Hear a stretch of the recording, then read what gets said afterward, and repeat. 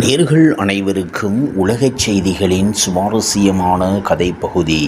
வளைகுடா நாடுகள் தவிர்த்து அமெரிக்காவிடம் கச்சா எண்ணெய் வாங்கிய பாகிஸ்தான் பின்னணி என்ன? பாகிஸ்தானின் பலுசிஸ்தான் மாகாணத்தில் உள்ள ஒரு எண்ணெய் சுத்திகரிப்பு நிலையத்தின் முனையத்துக்கு கடந்த புதன்கிழமை 10 லட்சம் பீப்பாய்கள் அமெரிக்க கச்சா எண்ணெய் கொண்டிருந்த கப்பல் வந்து சேர்ந்தது.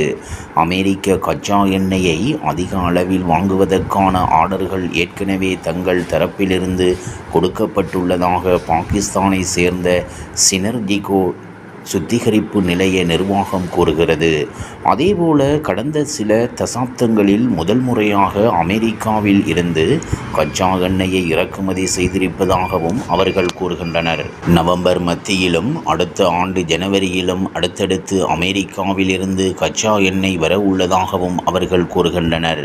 சரி, திடீரென அமெரிக்காவிடம் இருந்து தற்போது கச்சா எண்ணெய் இறக்குமதி செய்வது ஏன்? கச்சா எண்ணெய் இறக்குமதியை பன்முகப்படுத்தவும் அமெரிக்கா பாகிஸ்தான் இடையிலான இருதரப்பு உறவுகளில் புதிய சகாப்தத்தை ஏற்படுத்தவும் இதை ஒரு முக்கியமான படியாக வல்லுநர்கள் பார்க்கின்றனர். இந்த ஆண்டு ஜூலையில் அமெரிக்கா பாகிஸ்தான் இறக்குமதிகளுக்கு 19% வரியை விதித்தது. இது மற்ற தெற்காசிய நாடுகளுடன் ஒப்பிடும்போது மிக குறைவு. அதேபோல இந்த ஆண்டு ஜூலையில் அமெரிக்க அதிபர் ட்ரம்ப் பாகிஸ்தானில் எண்ணெய் இருப்புக்களை ஆராய்வதற்கான ஒரு ஒப்பந்தத்தையும் அறிவித்தார்.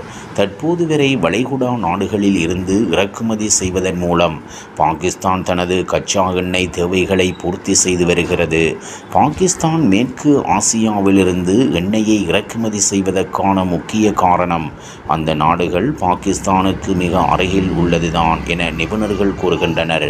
அப்படி இருக்கையில் இப்போது அமெரிக்காவிடம் இருந்து கச்சா எண்ணெய் வாங்குவது ஏன்? அந்த கச்சா எண்ணெய் மலிவாக உள்ளதா?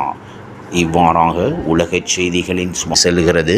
இனி சுவாரஸ்யம் உங்களை காத்திருக்கிறது. மீண்டும் சந்திப்போம்.